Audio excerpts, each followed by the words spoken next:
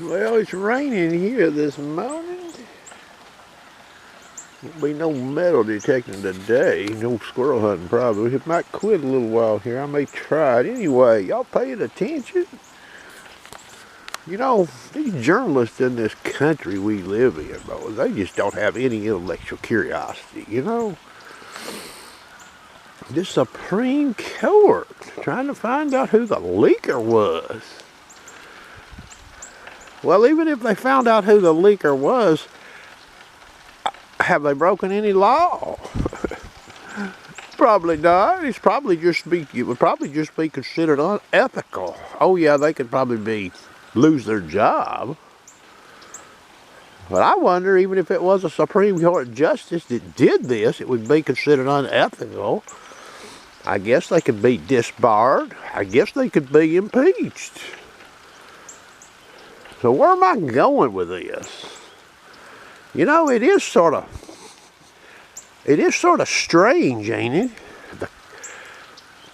The Congress and the executive branch, we see all this stuff going on with these classified documents.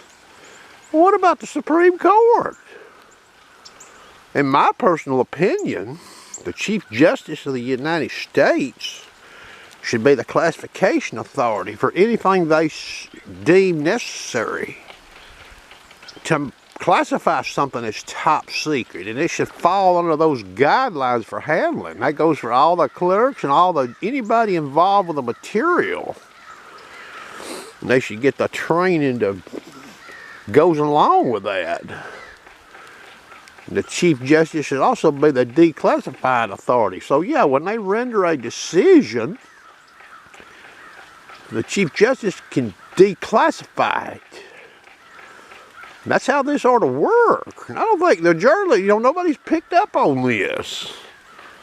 I got some experience with classified materials. I used to have a security clearance. It's expired now, but